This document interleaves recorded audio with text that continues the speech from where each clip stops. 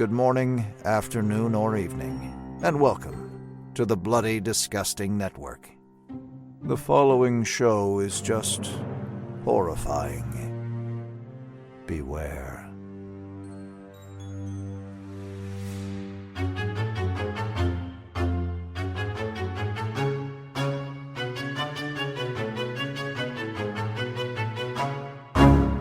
You're obsessed with her, and you're obsessed with her daughter! All right, easy, Geraldo.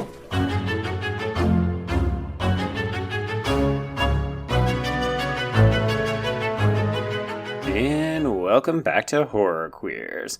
We're talking 8 million characters, and we're talking Friday the 13th. God damn it. Screwed up my own joke. And I'm Joe. And I'm Trace, and we're talking one of the biggest quality drops mid-climax in a Friday the 13th movie that I think I've ever seen. Wow, the mid-quality climax drop. It's okay. So everyone, we are talking Friday the 13th, Part 7, The New Blood, which I can tell you right now, I am so tired of typing in my notes. I'm not one for abbreviations, so I've been typing it out the entire time. Oh, girl, no, you gotta learn that cut and paste action. It's Control X, Control V. Control C, cut. Sorry, I'm cut. Whatever. Okay, sorry. So yeah, we're talking this movie.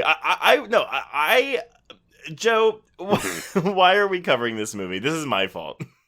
So, everybody, there's a Friday the 13th this week, except, oops, there isn't, so we just programmed this movie randomly, thinking that there was one. That was totally on me. I was looking at the calendar wrong. So, basically, when the next Friday the 13th happens in August, replay this episode, or our episodes on Jason X or Jason Goes to Hell. Make it a marathon instead of watching the... Well, no, you can watch those movies, too. That's fine. We all have that new Blu-ray set. Yeah, we got to break those in sometime. So, hey, we're just giving you an excuse to crack this one out early. But actually, and you touched on this, Joe, why did we pick this particular entry? And we'll go into it in more detail, obviously, but... So, this is the super gay one, right? I mean, this is where you've got Carrie, a.k.a. Tina, using her telekinetic powers, so that's already a little bit gay. I was gonna say, what? And then, like, half the cast of this movie is just a little bit queerio. Almost every male identifying actor in this movie is gay, which I find so fascinating. But I don't want to get too deep into this because we do have someone waiting in the wings to come discuss this movie with us, Joe. Is it Tina? Oh my god, wouldn't that be awesome? But it's not. It's someone even better. Everyone, he is first and foremost a baker, but he's also a horror writer. You may have read his columns at such websites like Talk Film Society and Daily Grindhouse, but he's also got bylines at We Are Horror, Haw Creek Horror, and Boom Howdy. Please welcome Mr. Greg Mucci. Hey, what's up? I don't have a retort. I was going to ask if we can call you the Bare Butt Baker. Yes! Is that allowable? What a throwback. Listeners, if you don't know, Greg actually posted on Twitter that he would show his butt if he reached, was it 3,200 followers? I think it was 31, and then I was like, okay, maybe I could get 3,200 and I'll show something else. Or I don't know. There's not much else to show, but... No, there's still some full frontal action, but I won't pressure you. We'll get to 4,000, okay? Oh, wow. You heard it here first. That's what you heard it here first, folks. Well, someone wanted a baguette in between my ass. I forget how that started, but... Oh, yes. Yeah. That was a large feat. For MacGruber 2, maybe? Or from sexual fantasies of, like, horny gay men locked in quarantine. In case people have not seen MacGruber, there's a whole bit with Will Forte and Ryan Phillippe sticking sticks of celery up their ass. That's healthy, though. Oh, yeah, that is healthy. Not as opposed to bread, which I don't even know how that would work. But welcome to the show, Greg.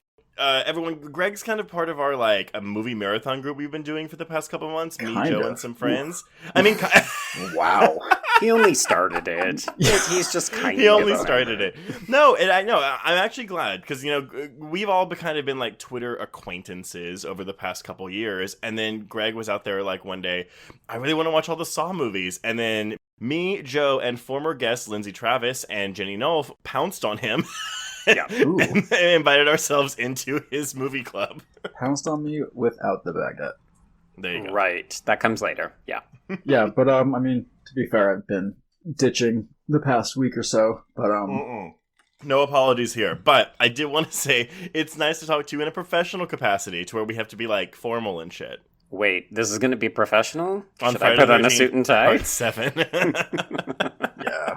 Yes, I hope everyone wore their short shorts and their mulleted hair because this is the attire for this particular film. Oh man, Tina's mom, worst Oh hair. man, it's so good. Okay, when I found out that actress Susan Blue was a lesbian, I was like, it all makes sense now. It all makes sense. Yeah, she's in Cars and The Hunchback of Notre Dame, I guess, as voice acting, but Okay. She's done a ton of voice acting. Not only acting, but she's like also a voice director on a lot of cartoons, like for the past 30 or 40 years. Yeah, apparently there's even a voice acting method called like the Susan Blue method, like that she created. Wow. Huh. It is awesome. My big find for her was that she voiced Flim Flam, the really annoying psychic character in the 13 Ghosts of Scooby-Doo. Oh my god. I thought that was really cool.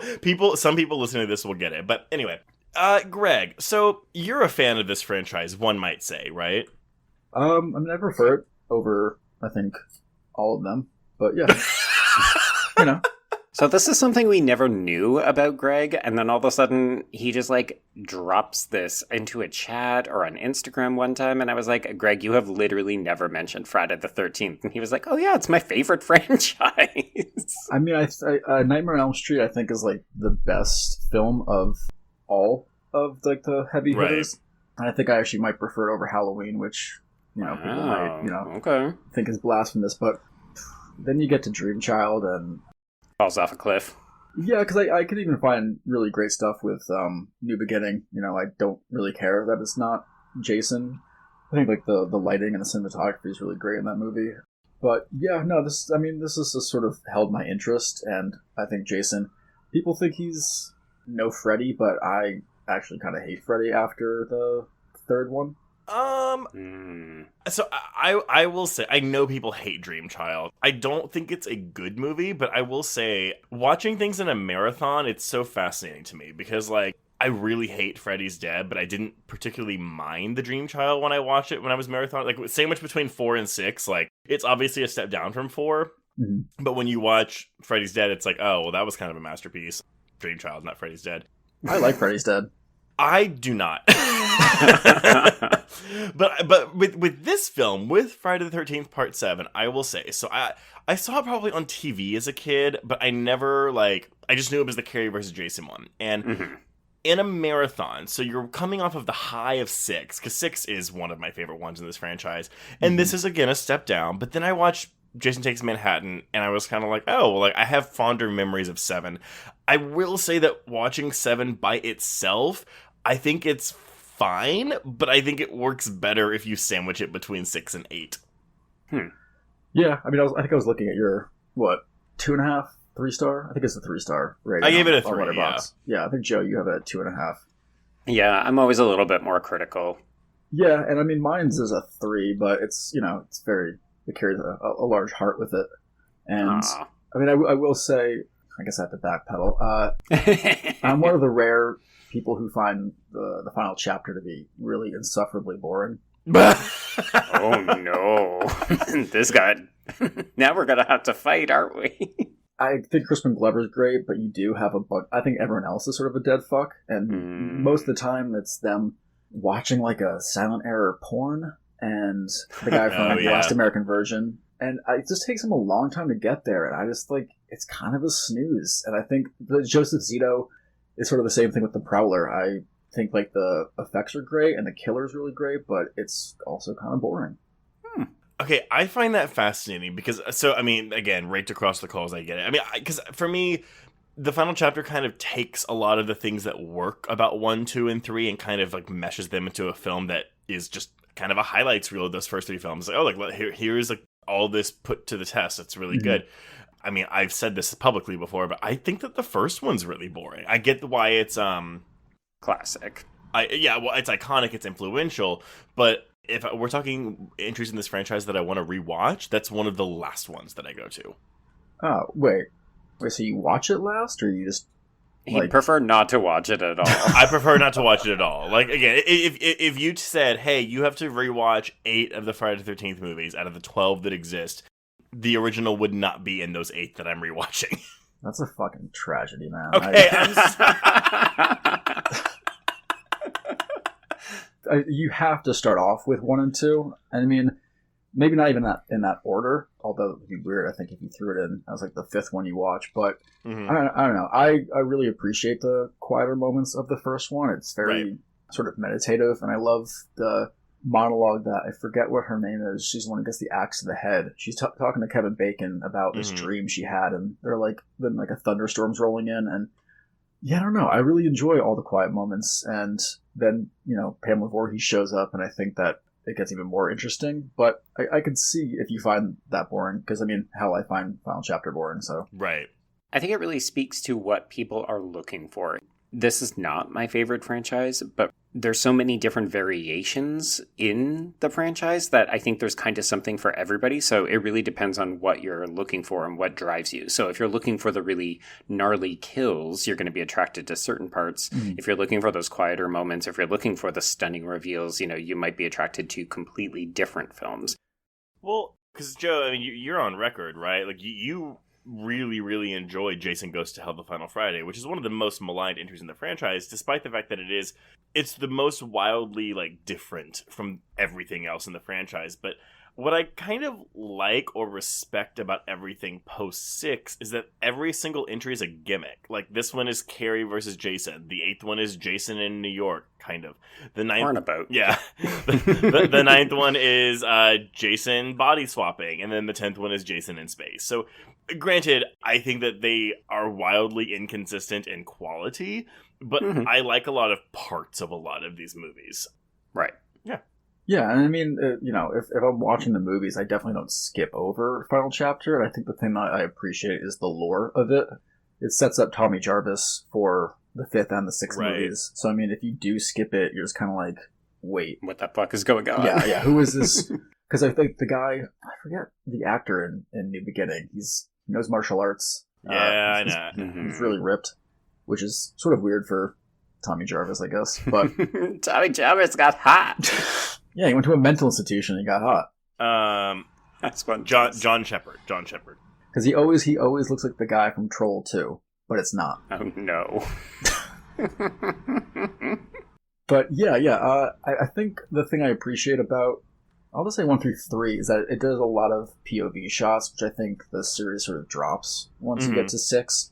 Because in 6, he's like a survivalist. He's like kind of trim Jason, and he's got like a utility belt. And then in this one, you know, they replace CJ Graham with Kane Hodder, and so he's like just a mass of man. You know, it's like, I mean, I don't know, he's not waterlogged, but he's kind of just like Hodder-logged, I guess. So then let's bring this home then, Greg. So yeah, what is your connection with this particular film, with Part 7, The New Blood? I grew up watching 1 and 2, and I love them, but I sort of stopped there, and I didn't actually get into the franchise until I was like 24, 25, when one Friday the 13th, I just decided to watch all of them, and it just felt weird. I think my only association with the remaining ones post Part 2 is just VHS covers from going into, you know, mom and pop video stores, and then kind of working at Blockbuster for a year before I got fired. These fuckers. I got to it late. But I think I appreciated this just because, yeah, it's doing weird stuff. And I think that the cast of characters, they don't work as a whole, but I do like how eclectic they are. Like, you have the sort of the Ugly Betty type, and then you have the sci-fi writer geek Eddie, then you have your hot guy Nick, who's kind of boring. Then you have Melissa, your stuck-up prude. I also just really like how Jason essentially is carrying around like a shed's worth of weaponry. Like, he'll go behind a tree and pop out with like a buzzsaw, and then the next scene he has an axe, and he kills someone with a kazoo. Yeah, he truly is magic. It's like he's apparating all of these different weapons. Yeah. I also think that this is the best Jason looks in the entire franchise. I think this makeup effects on Kane Hodder are fucking fantastic, and I think when people think of Jason, I think this is probably the look that most people think of. Like, if you think, oh, like, which Jason are you thinking of? I mean, maybe I'm wrong here, but I think it is this one with the exposed spine. I don't know. I think people think part 3. Mm-hmm.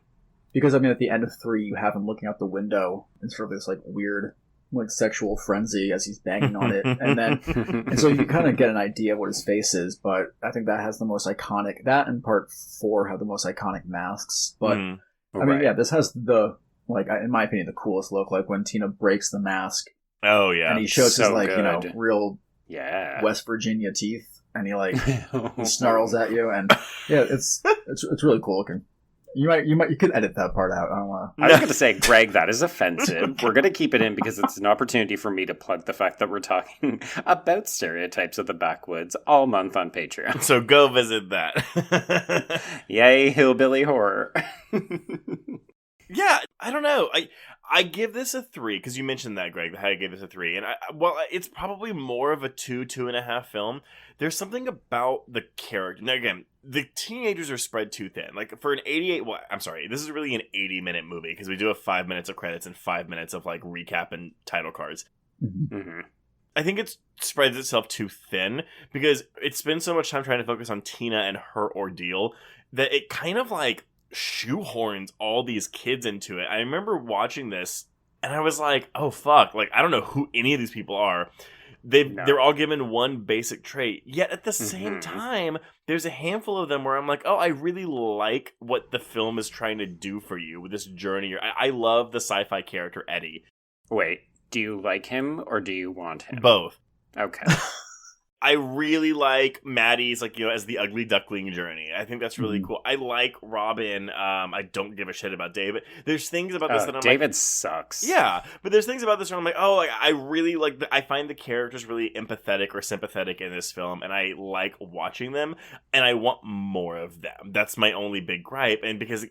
Really, it feels like we're having 2 films here, right? We have the Tina stuff with Dr. Cruz and her mom and her dad and blah, blah, blah, blah, blah. And then over here, you have this typical Friday the 13th movie. And I feel like they're always at odds with each other. Well, I feel like it should have gone, like, less Carrie and more The Fury, in which, like, you know, you have Cassavetes sort of trying to harness and weaponize this power. And I feel like with Dr. Cruz, they really wasted that because... Oh, yeah. I do love the idea of, like, a sort of a diabolical doctor sort of trying to take advantage of this young woman and her powers, but he's a real dead fuck. And then you have Tina, who I think I like the character, or maybe like the idea of the character, but Lara Park Lincoln, I don't know what the direction was for her because she's super infantile the entire movie. Mm-hmm. To me, that's the misdirect of the chemistry is her sort of being this pouty child. Like, there's no way that she could adult up in, you know, the second half and have any chemistry with Nick because she's just stuck in this moment where she kills her dad in the beginning. Yeah, and I was also really confused. I mean, we've always discussed, like, the timeline of the franchise and how fucked it is, because I was like, wait. So the prologue of this movie where she kills her dad... Oh, God, don't do this. Well, I always thought it took place, like, you know, I guess before the other... I don't really know. Basically, no, the prologue takes place after Part 6, so it's in, like, 1990. And then it's 7 years later, so this movie takes place in 1997, which I think is fascinating. And staunchly looks like 1988, yeah. Yeah, because it takes place years later from Jason Lives, but... I mean, if I was writing this, or if I was giving hints to Daryl Hanney, I'd be like, you should bring Tommy Jarvis back. Like, Tommy Jarvis, this sounds stupid, but I think it would work within the stupidity of the movie. I think instead of Michael's birthday being celebrated, it's Tommy Jarvis. And he comes back to... Goes back to Crystal Lake. Yeah, but it's not even Crystal Lake. Like, where's the camp? No, I had the same question because I was like, wait, because we do see a sign when 2 no-names get killed. Or actually, no, maybe it's Michael and his girlfriend. But where it says Crystal Lake 5 miles away. So I was like, wait, so are we at a lake, like, adjacent to Crystal Lake? Like, where are we? Yeah. They're just on the other side of the lake. Like, the camp is on the other side, but you would have to take the canoe to get there. It looks like a pond. It doesn't even look like a lake. It does. I mean, they filmed it on a swamp, so, yeah. I guess the housing prices went up in New Jersey. Yeah, I think Preston Fassel, he did like a timeline breakdown a couple years ago of this franchise, and I mean, it was really fascinating because it's all over the place. It's all over the place. It's not what you think. Yeah, I think like Jason Goes to Hell does not take place in what? When did that come out? 91? Am I way out? 93. 93. Yeah, it doesn't take place in 93. I'm pretty sure it's in the 2000s. Yeah, you're correct. Yeah, it's weird. Oh my gosh. Yeah, it's all bizarre. Okay, so before we go into like production stuff, Joe and I have alluded to Friday the 13th because yes, so many cast members in this film were gay. So we've already said that Susan Blue, who plays Mrs. Shepherd, was a lesbian. Kevin Blair Spiritus, who's Nick, was gay. William Butler, who plays Michael for like the 3 seconds he's on screen, was gay. Craig Thomas, who plays Ben, who has no defining characteristic outside of the fact that he is the one black male in the film, was gay. And then Jeff Bennett, who plays Eddie, who's my sweetheart, is also gay. Which I think they have kind of ambiguous moment in which it's like the morning and they're in the cabin and Eddie's talking about this movie called Thronger. And I guess he alludes to him and Ben having watched together, and it gets very awkward. And Ben tries to sort of say like, no, we didn't watch that. Stop referencing the euphemism. That means we had sex. I mean, it's interesting. Yeah, I've looked at excerpts from the Crystal Lake Memories book, and there are definitely a lot of allusions to things. Like William Butler, who plays Michael, he says like, "Oh yeah, like there was a lot of hanky panky. I slept with half the cast. Just kidding." Okay. Yeah, just remove the just kidding, and there we go. That's the truth. Jeff Bennett, who plays Eddie, he said almost everybody in that movie was gay, but I don't think he was out when they were filming it because it says, he said it took him another 2 years to come out, but he did have a thing with William Butler, so he may have actually slept with half the cast. All right. Sorry to cut in, but Laura Park Lincoln, she mentioned since they were it took place in Alabama? I think it's where. Yes, I think it was filmed in Alabama. Yeah, and I guess super cold out, and so I guess all the actors sucked on ice cubes, so when they actually spoke, they weren't, showing any breath, because it's supposed to be the summertime. And she made the comment, that's the only thing that I sucked on. Apparently other people did more than that. So I don't know if, she seems very, I don't know, catty in a way. Yeah, because there's some animosity between her and the guy who plays Nick. Kevin Spiritus. Yes, because apparently he was going out to the gay bars and not spending time with her, bonding. So there's a lot of so they're apparently on good terms now. So he actually did a guest appearance on New Dread Central Acquisition. Woohoo! Former guest Friday the 13th on our Butcher Baker Nightmare Maker episode, but he actually says that when he was doing the interviews for Crystal Lake Memories, the book, he brought up the fact that he was gay, but he told the author, I don't want my personal life in that book. Please don't put that in there. And he did. And so, I'm sure he was out with, people, but he was, possibly outed in that Crystal Lake Memories book. Yay. Yeah. But I'm also thinking, this is filmed in, 87, 88, where AIDS crisis is still going on. So I do wonder if there was, I don't know, this tight-knit film set of a bunch of gay actors in 1987. Alabama, right? Yeah, I imagine lots of cocaine, lots of sex. I mean, that's basically just the 80s in a nutshell, but yeah, particularly this film, for sure. Mm-hmm. But yeah, I don't know. I don't think we'll ever really know what went on that set, but I imagine, you have a bunch of horny gay men around, and things are going to happen.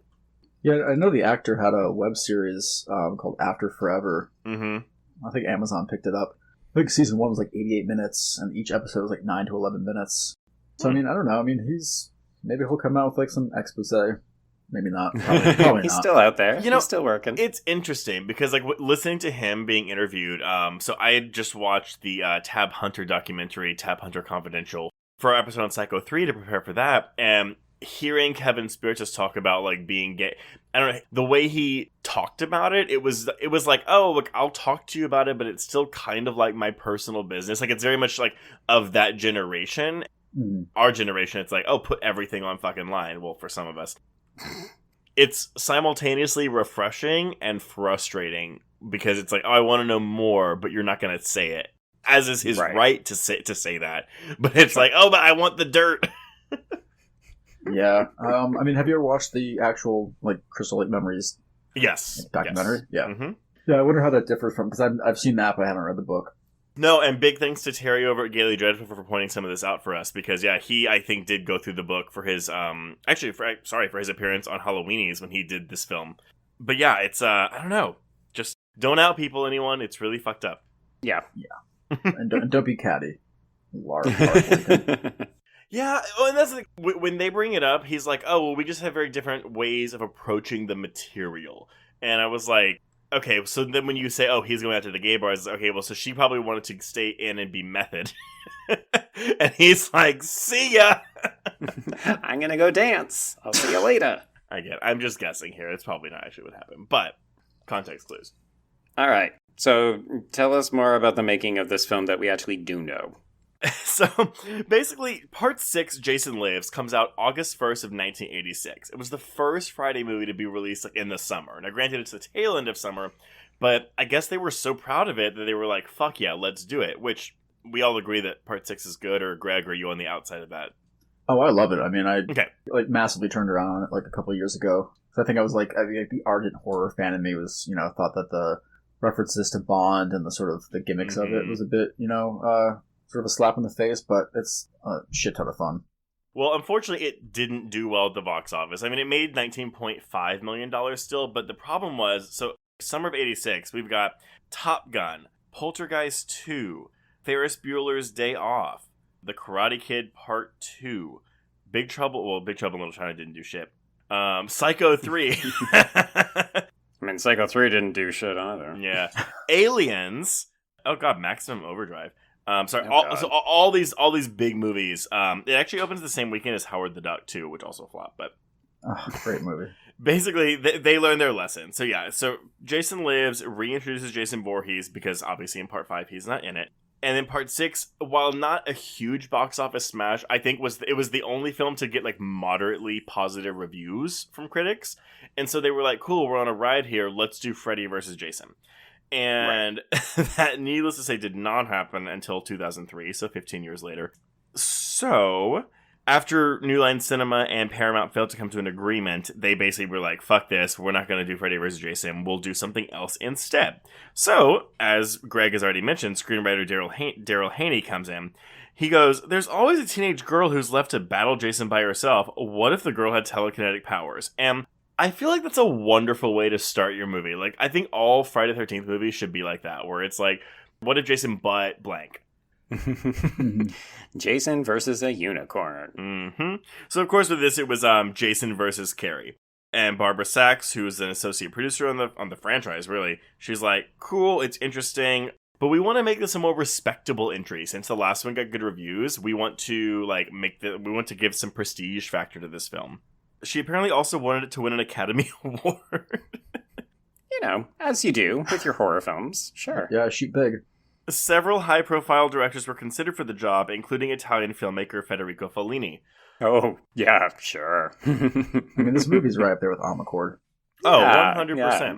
True art film we're talking about. So I guess when a bunch of people said, fuck that, they went to John Carl Buechler. Now, he is mostly known for being an effects artist turned filmmaker. So he created a lot of creatures and prosthetics for a number of New World Pictures and Empire Pictures productions. But he would eventually go on to direct a segment of Dungeon Master in 1984 and the entirety of Troll in 1986. If anyone's seen Cellar Dweller, he's also directed that film.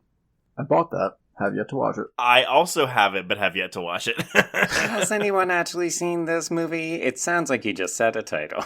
I won Cellar Dweller in there's a horror society in Austin pre-COVID, and I won a trivia contest, and my winning prize was a copy of Cellar Dweller. So one day I will watch Cellar Dweller. La la. But yeah, so the film's original working title was Birthday Bash, chosen to conceal its identity as a Friday the 13th film because, okay. It was originally titled Friday the 13th Part 7, Jason's Destroyer. The entire production of this film was scheduled, completed, and released in 7 months.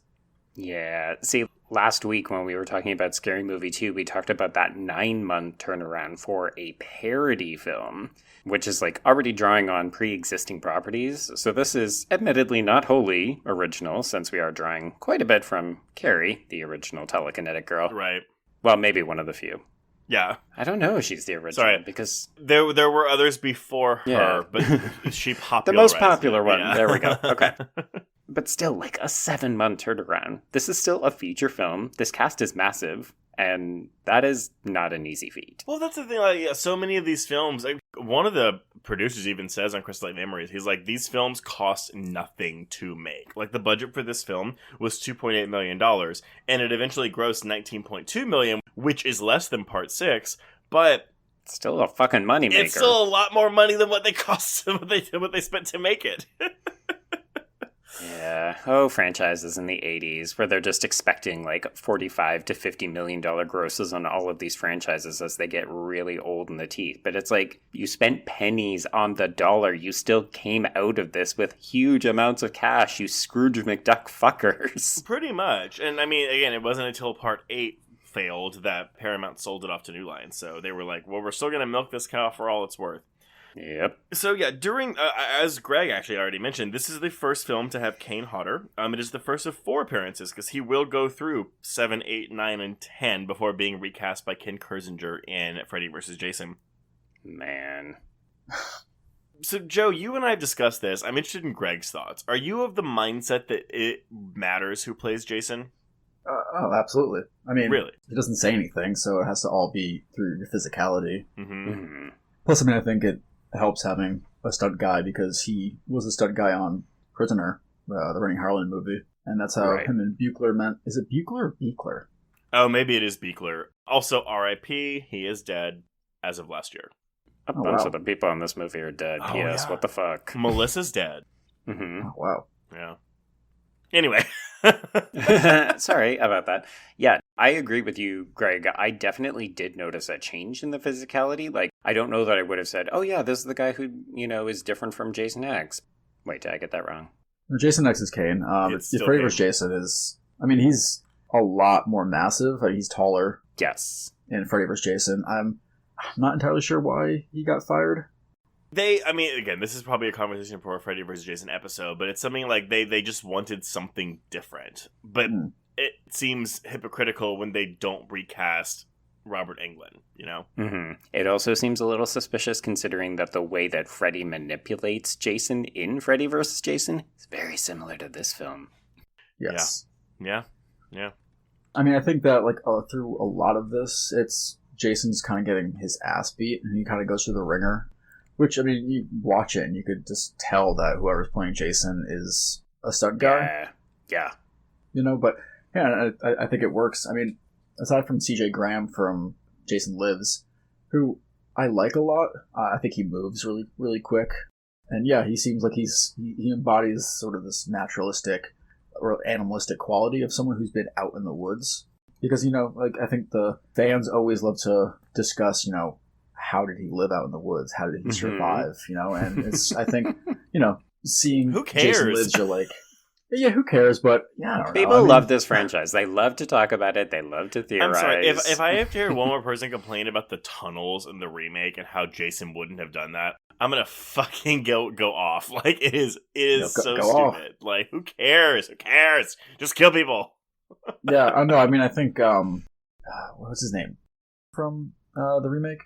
Oh, Derek Mears. Derek Mears, yeah. I think he's also great. He's terrifying. And I think that's sort of what the franchise needs, is this, like, horror invigoration. I mean, I think a lot of it is very stale. And I think, not to go back around and harp on Final Chapter, but I get nothing from that Jason aside from him sliding down the machete. And that has everything to do with the special effects, but the actual guy who plays Jason, it just doesn't do anything for me. And, yeah, I don't know. I like Kane Hodder, and I'm glad that he's around for 4 movies. Mm-hmm. Although I think it would have been interesting to have a new Jason through every movie. It could have been sort of a nice little... Oh, that would have been fun. Yeah, like a nice little, like a new seasoning, just kind of taking it from the cupboard and throwing it. I think Kane Hodder's willingness to pretty much do anything is what kept him around. I don't, not to say he isn't good as Jason, but I do think from a studio standpoint, it was like, cool, we have this guy who's going to do whatever we say. Let's keep him in. Like, I think that was a big factor there. But again, not to diminish the contributions Hodder's made to this role, because yeah, I do think that he's really good as Jason. Yeah. Oh yeah. Okay, well, before I pass it off to you, Joe, just really quickly. So yeah, release date was switched back to pre-summer after Part 6's failure. So this opens May 13th, so an actual Friday the 13th, unlike this week, of 1988. It does hit the number one spot opening weekend with $8.2 million, and that is more than Part 6's $5 million, so it does better that way. But it ends up with $19.2 million, which is less than Part 6's $19.5. So Part 6 opened up lower, but ended up grossing more. For gentle comparison this year, we also saw Nightmare on Elm Street 4 come out, which grossed $49.3 million. Yeah. That's crazy. Child's Play came out this year and grossed $33.2 million. But they're also younger franchises. I think part of this is like we're talking about the 7th entry. Yes. So you're on a roll there, Joe, because at least Friday the 13th Part 7 did beat Halloween 4, which had $17.8 million in 1986. In 1988. Yikes. I mean, love the fall look, but fuck, what a snooze. Needless to say, this film doesn't do well with critics. We're looking at a 32% on Rotten Tomatoes with an average score of 4.6 out of 10 and a Letterboxd score of 5.2 out of 10. I think a lot of people, this really ranks not at the bottom, but definitely in the bottom half of the franchise for a lot of people. Oh, sure. It's because it's all conceit, and then the execution is a little bit lacking, and there just isn't enough characterization to work with. Yeah, I think for me, I see a lot of what they wanted to do, and by they, I mean Buechler himself. Mm-hmm. They didn't accomplish it.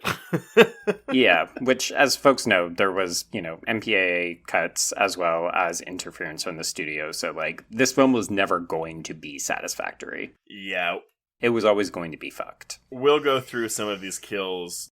And sorry, everyone, if you haven't seen the extra footage of the kills, it is available on the Blu-ray as an extra feature, or you can probably find it on YouTube. Mm-hmm. Yeah, because it was resubmitted 7 times to the MPAA, and you could, see moments, Yes. Like an arm entering a chest, and right as you're about to see it exit, it cuts. And I do think that this is a movie that, like My Bloody Valentine, it would change, I think, a lot of people's rankings if they, if they were restored. I don't think that will ever happen, but watching them, I was super impressed. Oh yeah, they clearly spend all of their money on the gore and the practical effects, and then they didn't end up getting to use any of it, so this film just comes out looking neutered. Yeah. Shall we walk through it together? Let's go through it, because this is a ride. Yes. Try to keep up with all these characters. Oh. I literally found all of their names, so... So, when we introduce them, I will give you the descriptor that Wikipedia gives each one. It is an adjective. Oh, I think I just used them. Okay. All right. So following a recap of films 5 and 6, as well as the credits. Did y'all love, too, that we just get the shot of Mark from Part 2 just rolling down in his wheelchair? Like, there's no exposition for his character. It's just, here's this kid with a machete in his face. Here's the most tragic death of the series. Mm-hmm. Yeah, just a little ableist dig right off the top. Yay! Also, gay actor. He did eventually die from complications of AIDS, but... More gay in this movie. There we go. I mean, kudos for them for squeezing every little ounce of gay into this film. Mm-hmm. I appreciate it. Yeah, this movie made me realize that Jason had a tombstone, and I was kind of wondering who bought that for him. Oh my god. Everyone just go and listen to Kill by Kill, because I think they spend half of their talks on this film franchise talking about stuff like that. Yeah, it's like a GoFundMe was open for his fucking tombstone. And it's weird though, right? Because I do feel like as much as this franchise does not give a shit about continuity, it also does care about weird details. Some things. Yeah. Yes. Yes.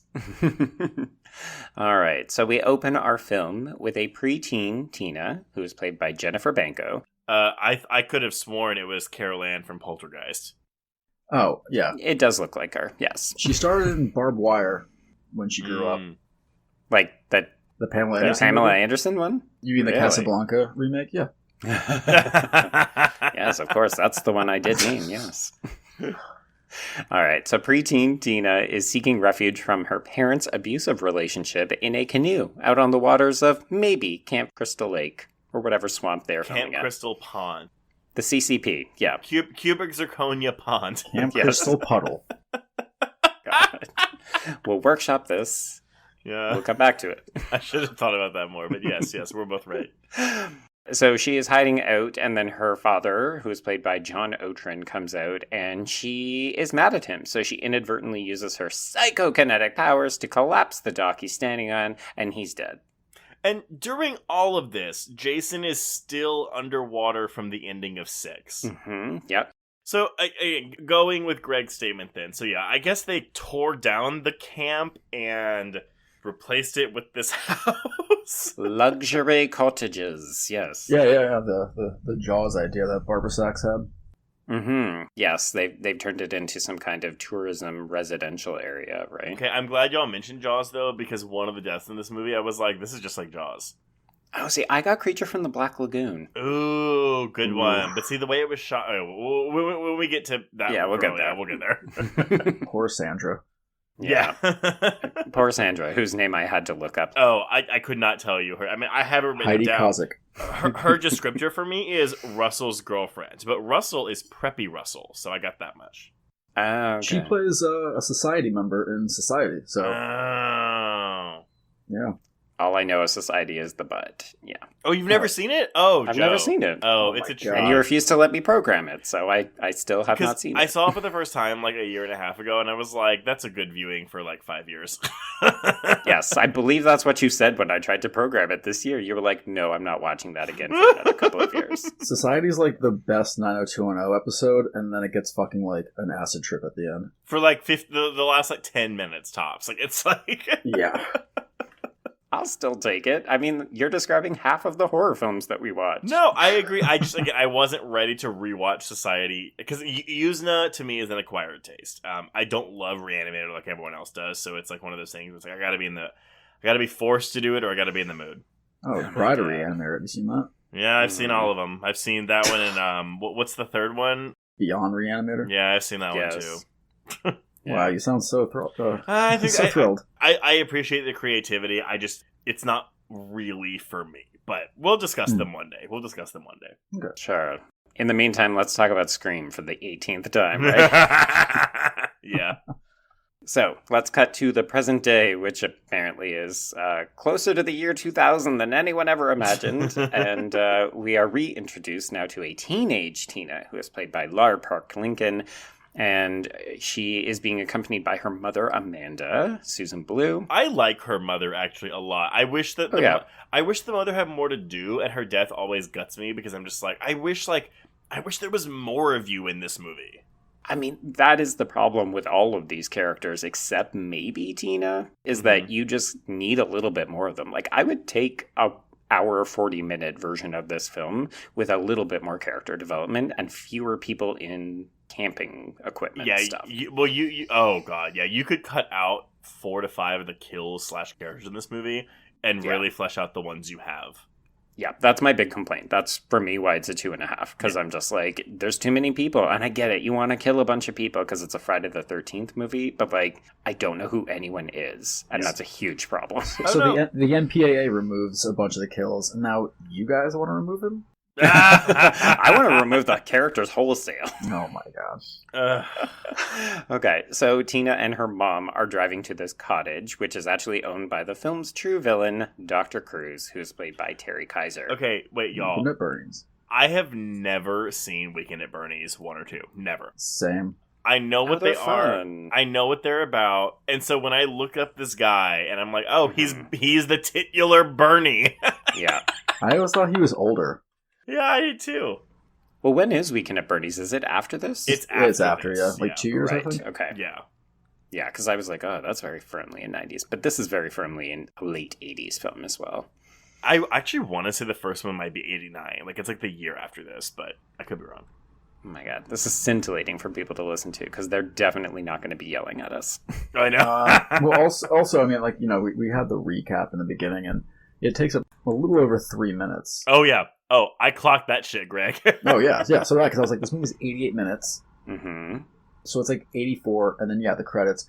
But this was the first Friday the 13th to come out 2 years after the last one, because they were putting it out every year. Yeah. And so I guess they were like, oh, well, maybe people just fucking fell on a stump and forgot about Jason lives, so we'll just show you everything. No, because every fucking movie in this franchise does that. That's not even fair to say, because I was shocked that the recap was only 3 minutes, because I think the opening of 2 is like the entire climax of 1 replayed. I mean, we're not talking Silent Night, Deadly Night 2 here, folks. Let's not take this film too far to task. No, but I was like, oh, it's only 3 minutes. That's good. And then I was like, oh, wait, then we have 2 minutes of credits. Yeah. So it's really 5 minutes of characters. You could have 5 more minutes of, Ben. This is true. Yeah. Your boy Eddie. Oh, man. Ben and Kate, which, great name, by the way, if anyone watched that sitcom.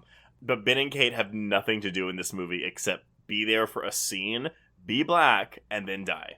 Oh, it's quintessential 80s black horror characters, and it's really bad. Mm-hmm. Yeah.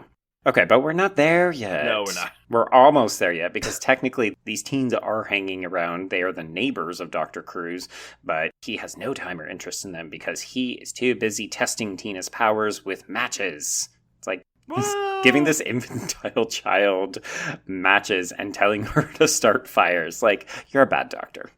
I actually love the Carrie Jason stuff, and I think it's a really good match. No pun intended. Boo. The thing that's silly to me is it just seems to underestimate everything Tina can do. And it's very base portrayals of what a psychic is. Like, oh, she gets stressed out. Oops, something happens. Like, it's so... There's nothing innovative with this concept outside of that it is a psychic girl. Yeah.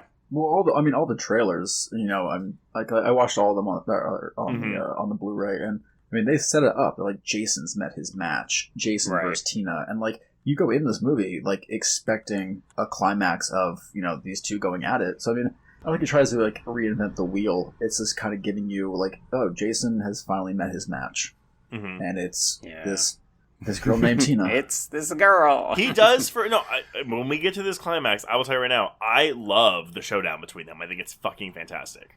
Oh, sure, because it's one of the only parts of this film that hasn't been completely gutted in the editing / MPAA. Well, up until a certain daddy point. Yeah, of course.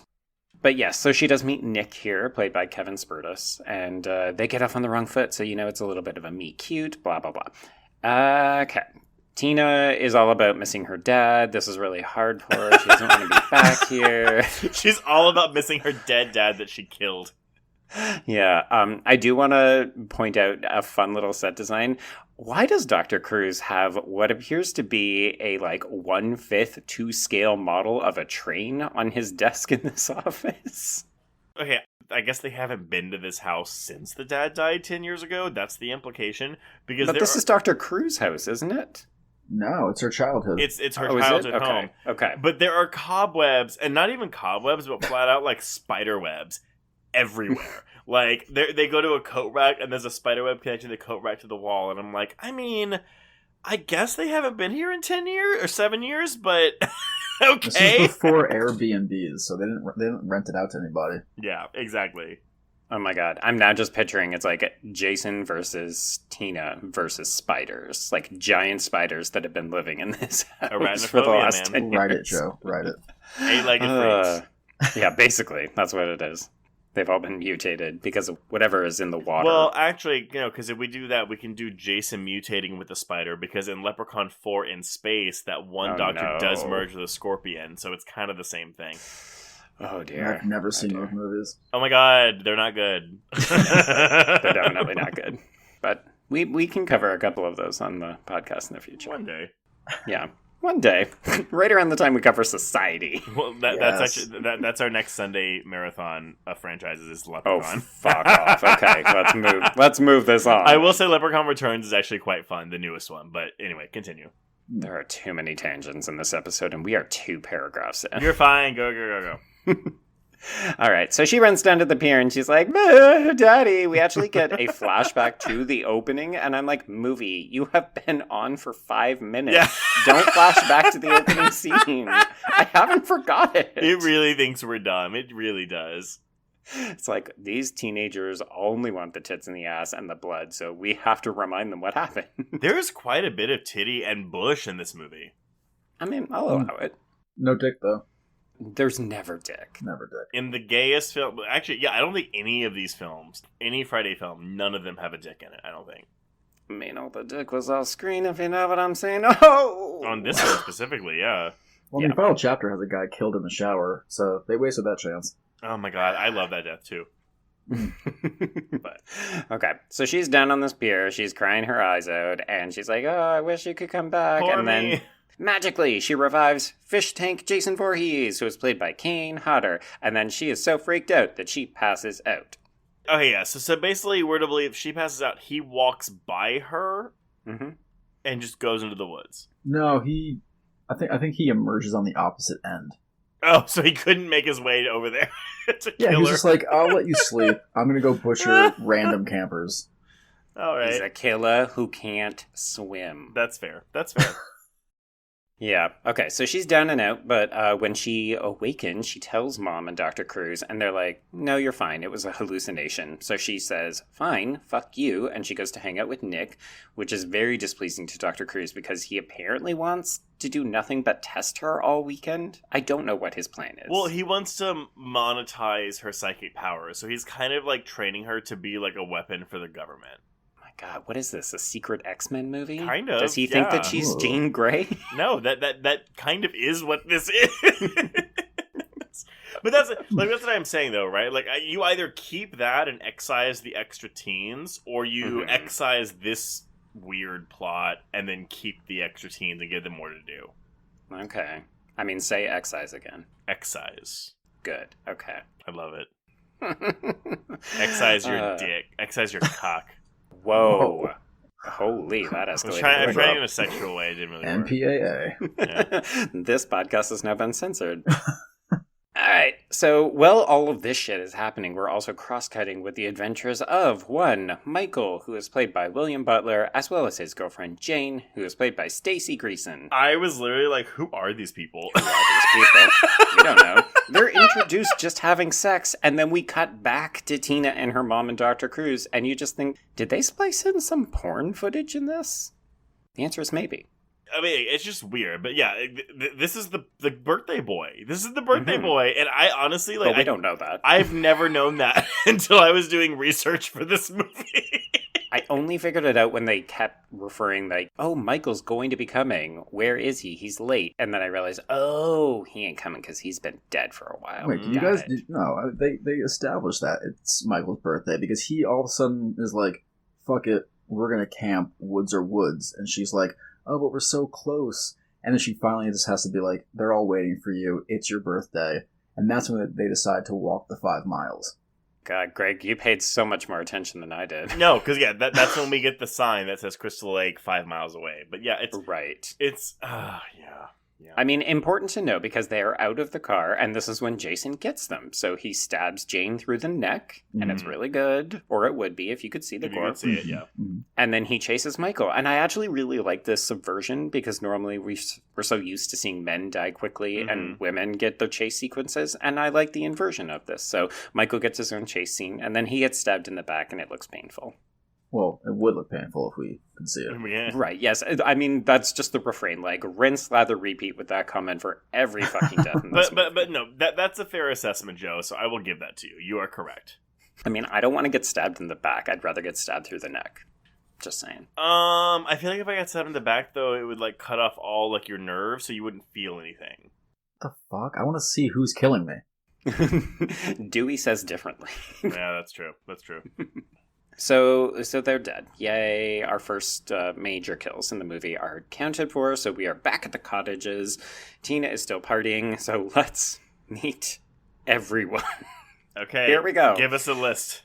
We have mean girl Melissa, who is played by Susan Jennifer Sullivan. Sidebar, I love her. Yeah, she's great.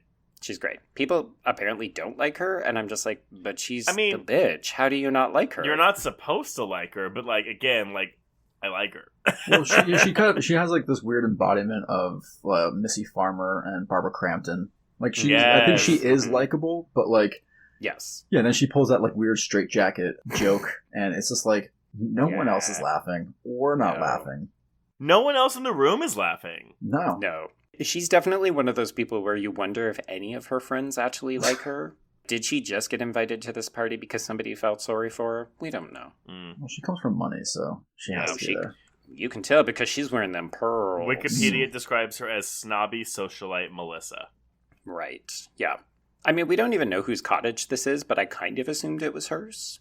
No, it's the Wall Street guy. Oh It's my his god, uncle. Russell. Yeah, it's his uncle. Oh my god, Preppy Russell. Okay. Well, Yeah. Russell. Okay, yeah, so Melissa. She's mean.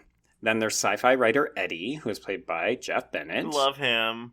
Yeah, there is Preppy Russell, or Rich Russell, I guess, played by Larry Cox. He has a girlfriend named Sandra, Heidi Kozak. We have Redhead Robin, who is played by Elizabeth Keighton. I called her Big Mouth. Rude. No, like, she just has a big mouth. Like, it's very large. She reminds me of Haley Williams from Paramore. Oh, like the singer, yeah. Yeah. That's lost on Trace. He doesn't know music. No, I mean, Wow. I've heard of Paramore, but I could not tell you anything else.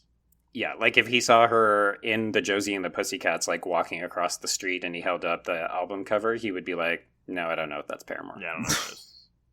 First. Okay, we also have Dickish Stoner David, who is played by John Renfield. We have Ugly Glasses Maddie, played by Diana Burrows. She's so hideous. She's totally fugly until she gets a rockin' makeover. She's really great in My Mom's a Werewolf.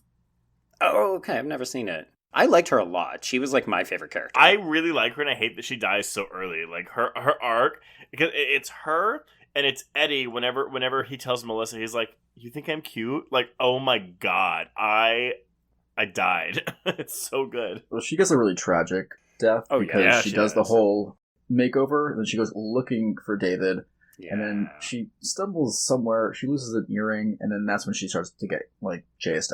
So I don't know if y'all saw this, but there is an extra scene. There's a deleted scene where she walks in on Robin making out with David, and she gets pissed, and that's then when she goes and finds Russell's body. Which again, why is that scene I don't of know! this movie? It doesn't make any sense. It's a good scene. It's an important scene. Mm. It explains why the fuck she's outside. Yep. Yes, and there's 2 more characters, but they are not of note because this movie sucks when it comes to its people of color. So there is Ben, played by Craig Thomas, as well as his girlfriend Kate, Diane Almeida, and they don't have personalities. No. They are just black. That is what this movie thinks, and it sucks. Yeah, I agree. Yeah. I was baffled. Oh, all of these other characters at least have a characteristic, and these 2, I think the movie was like, black. Cool, let's move on. Yeah, I mean, if you watch the deleted scene of his death, he also gets the best. That death is good. a really great death, but I mean, it's also like kind of the grisliest. I mean, they constructed an entire head that was like a packing peanut, and then you just watch it get crushed. And I mean, if that was added, it would have made that scene just like chef's kiss. Yeah. Okay. So that is our crew, and Tina is hanging out, having a great time, until she catches a psychic glimpse of Jason killing Michael. Oh, that sounds like a franchise crossover. But then she leaves the party, and Dr. Cruz is like, cool, you're still delusional, which is awesome. Yep. Okay, so then we have... I mean, I debated whether or not to even include this part, except that it has one of the most infamous kills in the movie. We have characters who are apparently named Dan, played by Michael Schroeder, and Judy, played by Deborah Kessler. They are just a random couple sleeping in a tent. They get killed by Jason, and it's lots of fun because this is the infamous sleeping bag kill. Yeah, I think she calls out, she's like, hurry back, you big stud. Mm-hmm. And you big hunk of a man, come and get me. Yeah, and then he's getting firewood. He gets it, but yeah, the sleeping bag kill. I didn't realize it came from this film. Yeah, because I had seen Jason X first. Oh no, that's what they would say is an homage. Mm-hmm. But if you watch the deleted scene of this sleeping bag kill, it's also very good. Yeah, it's crazy. It's like they just filled the sleeping bag with blood, and there's like a slow-mo swing. Yes. I disagree that it's bad. I mean, I don't think that it's worse, but like, yes, you're right. They filled the sleeping bag with gallons of blood, but there wasn't enough blood in the uncut version. Like, there's like the last shot where you see blood like kind of spew out of the end of the sleeping bag, but it wasn't enough for me to be like, oh, like I can see why that was cut. Like, this was the tamest of the uncut deaths for me. Yeah, but I mean, I think there's something about the blood being contained within the sleeping bag, almost as if like it's this apparatus that like you're squeezing, you know, like it's a piping bag of frosting. And I think that like the way it smears the yellow of the sleeping bag, I think like it it feels gruesome because I think like when you watch the edited version, it's one swing, a thud, and then she's on the ground. Yeah, it's over so quickly. Yeah. Also, Greg, I must commend you on bringing your culinary linguistics into the podcast. Piping bag. Thank you for referencing the piping bag. Okay, so they are done, and then we're just back to our main crew. We watch Nick and Tina. They're bonding, they're skipping rocks, and then she comes back to the cottage and she attacks Melissa because Melissa is being a bitch. Her and Nick's relationship kind of goes from like 0 to 60 because they're just having sort of minor flirtations, and then she's like, I watched my dad die, you know? And he's just like, oh shit. This is not first date material, Tina. I know that you've been out of the game for a few years, but, you know, maybe reveal the trauma in little bits. Yeah, sprinkle it. I mean, or you do you. I don't want to tell someone how to talk about their trauma, but Sure. It seems a little early considering she doesn't know fuck all about this guy. No. You know, he's some guy who, you know, celebrating... Who is Is Michael? it his cousin? His I cousin, think? yeah. Yeah. I love the idea that Nick doesn't really care about Tina. Like, in my hypothesis, he doesn't actually care about her. He's just so desperate to get away from Melissa because Melissa is, like, wanting to get on that dick so badly. Yeah, I mean, she's, you know, a bit suffocating, which I think is... It's weird when Tina sort of psychically attacks her because she doesn't, like, strangle her with her beads. She just kind of lets it float around her neck and then it snaps. Yeah. Tina, girl, you gotta work on that intimidation factor. Yeah. Mm-hmm. You gotta weaponize that. Yeah, I mean, this is literally what you're here to do, according to Dr. Cruz. Like, don't just levitate the pearls, use them to strangle this bitch. Yeah, so she is obviously freaked out by the fact that she used her powers to attack someone, so Tina goes home, and she tells Dr. Cruz that she needs to leave, and he says no, so she throws a TV at him. I wrote, she throws a TV at him. Which, like a 1988 TV, this A would be fucking heavy, and also pricey. Mm-hmm. Absolutely. Okay, so let's get to more people who don't matter. We are going to go skinny dipping with Sandra. She's chewing gum while she's in the water, which seems like a very bad idea. And also Russell. He looks like he's about to go and play a round of tennis. And he gets a machete to the face, and then she gets pulled underwater. Joe, this is where your costuming comes into play, right? Because otherwise, without his sweater or cardigan that's tied over his neck, like, how will we know he was preppy and rich? How would I know that he's gay? Yes, correct. Well, he mentions, I think, in one of the scenes, stock market or Wall Street or some crap like that. Yes, yeah. I'm literally jacking off right now with my hands. Oh, to Wall Street. Money. Chase that money. I actually really love Sandra's death because... Oh, it's upsetting. Wait, it's really? upsetting. I think it's good. I think it's understated. That's what I appreciate about it. Was that you finishing? Or were you just surprised? Because I love that she's in the middle of the lake, which I think is, you know, is super vulnerable, and she just kind of sees Russell's body, and she starts to scream, and then, I think, you know, Joe referencing Creature from the Black Lagoon, like, I love the shot of just sort of Jason going up and pulling her. I mean, it's the great. camera really is, like, under her, and it moves up, and, like, you're almost seeing what you shouldn't be seeing. But there's just something terrifying about seeing someone down the beach, and it's like, where the fuck are you gonna go? Yeah, I don't disagree. I mean, I do think, you're right. Like, when you're in the ocean or the water, any body of water that's dark, you don't know what's below you. My issue is that she's just sitting there flailing. Like, she's not moving. She's just, like, going, ah! She's swimming, Trace. She's not swimming. She's not swimming. She's flailing in one spot. That's swimming. She is treading water. I mean, I think of the remake from 2009 that kind of evokes the scene where the girl falls into the water and then she's like, I don't know which direction to go in, and she just kind of like stays there until she dies. I just think if I saw a killer on shore who can probably walk to where I'm going to swim faster than I can get there, it's like, what do I do? Just tread water until I die? Yeah. I don't know. I never thought Jason took swim lessons, but he gets under her real quick. Yeah. Or maybe he power walks on the bottom of the pond. Like a Land of the Dead zombie. A little bit, yeah. Yes. Okay, so they are dead. And then we are back with the neighbors. So this is where we kind of take a break from Tina for a little bit. So we get the Robin and the Maddy drama where they're both competing for David's affection. Robin wins. She very cruelly tells Maddy that she should make herself over. And this is where, like, seeing Maddy discover Robin and David making out would make more sense to include. It's really puzzling to me because I like this E-plot is what I'll call it. Right. I don't know. I just like it. I mean, it gives these characters something to do, which is a nice change of pace for them. Yeah, I just think David's kind of... oh, he's the worst. He's insufferable. You know, I mean, he's like your quintessential rockabilly stoner, but there's just nothing desirable about him. So, like, when Robin and Maddy are sort of butting heads... Why are they fighting over him? Yeah, like, your friendship means more than this fucking turd. But, yeah, I there's a lot of sex in this movie, so, like, you don't really need it. I will say, though, when they are sleeping together, David and Robin, when he tells her, you know what I like about you? You hardly sweat at all. Just like, that is not a line I ever want to hear someone tell me, and certainly not after we've had sex. Yeah, well, then he does this, like, kind of cute little, like, kiss on the nose before he goes to get some, you know, grub, where he ultimately dies. Oh, it's so patronizing. It's like, okay, thanks for the sex, smooch. I mean, she didn't seem to care. She was fine with it.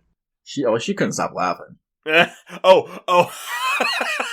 I put in my notes, the joke is not that funny. Or, I'm sorry, him falling out of the bed is not that funny. You're just not stoned, Trace. Yeah, clearly. I had to assume that she was high on that endorphin rush from, like, the good dickin' or something. Because, yeah, I was like, he just fell over. He pumped some THC right into that vag. Right. Wow. Ew. Can you imagine? What if semen was THC? Must we? Yeah, I just told you to.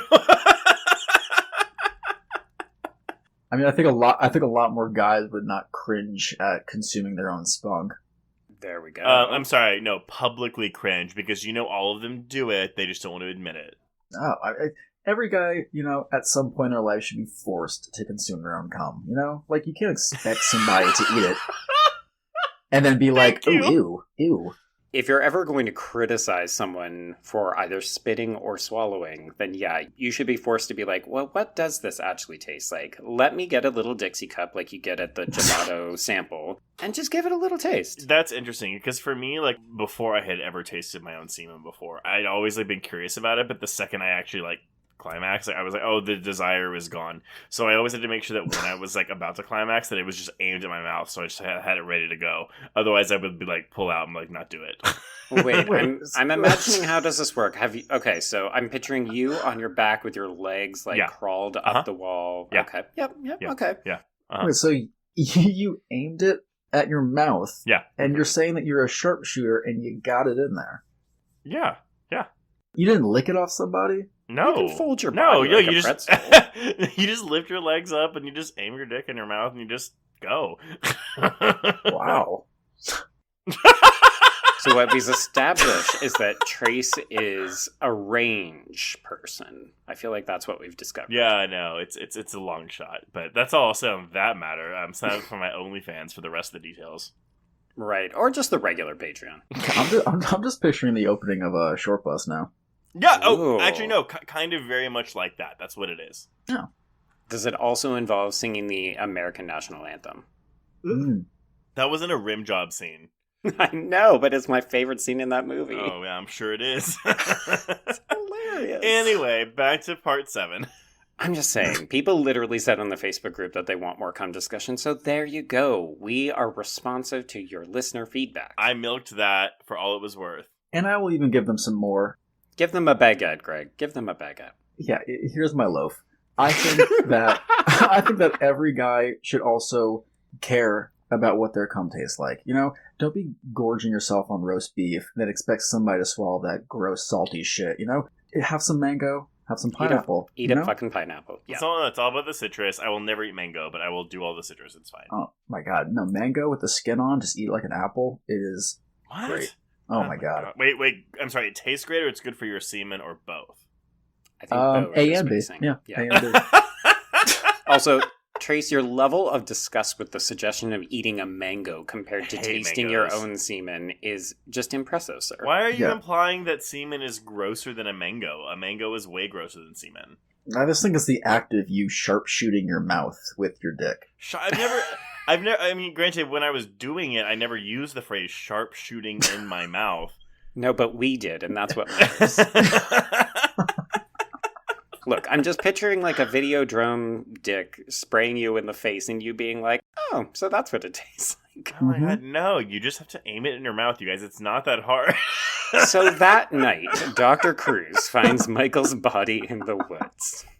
But he says nothing because he's a psychopath, and he doesn't care about anything except weaponizing Tina. This rightfully distresses Tina's mother, and Tina overhears it, so she steals the car like a good teenager, but then she crashes it because she sees a vision of Jason impaling her mother with a machete. It's just a whole big to-do. Apparently, this vision was supposed to be a vision of Jason holding Betsy Palmer's head, but that's another thing that sex put the kibosh on. Really? Huh. Yeah. Mm-hmm. Huh. I do feel like that would have changed the dynamic of this. Yeah, because then we wouldn't see... I mean, I get it. We're supposed to see the mom's death before it happens, but I'm like, why don't we care about this? Like, imagine this haunting image of Jason holding his mother's head. Like, that would be fucking cool. Mm-hmm. Oh, I think that with Jason Lives, with his whole utility belt, it would be really cool if he somehow jammed a carabiner into his mom's head and then wore it around his belt and always walked around. Wow. Yes. It'd be fucking terrifying. That is never getting past the MPAA in the 80s. I'm sorry. No. You mean walking around with your dead mom's head on your belt? Yeah, no. I mean, nowadays, sure, but... Oh, yeah. All right, so let's go back to poor Maddy. She has either discovered her friends having sex or not, and she has wandered outside into the woods. And this is where she, drops her earring, and then Russell's body also drops, and she runs into the tool shed, and she gets sickled. Russell's body gets a lot of mileage in this movie, because people keep finding it. It's Michael and Russell, right? Because it's usually Michael's body that they've been finding, isn't it? Well, Michael was jammed in between two trees, and that's when Nick and Tina found him. And Dr. Cruz. I can't recall, because Dr. Cruz gets his stomach buzzsawed open. Oh, no, I mean Dr. Cruz finds Michael's body. That's who he doesn't say anything about. So I think Michael's body gets more play than Russell's. This is so illuminating. I apologize. Russell's like that, that bag of money that you stumble upon, He's just there. Do you mean because he's made of money? Yes, it's the Wall Street connection. I'm circling back around. I'm just imagining if his body fell to the ground and just turned into coins. Oh, it's just Bitcoins poured out of him? Yes, that'd be so good. So needless to say, yes, Maddy has died. I do quite like the length of this particular chase scene. Jason really dispatches people very quickly in this movie. And I like that this one is a bit of a stalk and slash. Yeah, I mean, it also disrupts the idea that you die based off the sin of having sex or doing drugs, because Maddy does neither. She's, sort of cock-blocked. She doesn't smoke weed, yet she gets the longest, sort of, most anguished death. Yeah, and I really do like Maddy. Yeah. It's the sin of pride. She wanted to look more beautiful. Don't we all? Which is a shitty thing to do to a woman as well. So, yay, Jason Part 7. Still like it, though. Sure. Okay, so Nick finds Tina, and they're making their way back. And meanwhile, Amanda and Dr. Cruz find this wrecked car. And Jason is out and about, but he's sensing that the fucking is going down. So he has to rush back to the cottage so that he can take care of Ben and Kate in the van where they're having sex. So as you alluded to earlier, Greg, Ben gets his head crushed, and then Kate gets stabbed in the face by a party horn. And what the fuck is that? Yeah, I wrote kazoo in my notes, but I don't think it's a kazoo. It could be a kazoo. Maybe. No.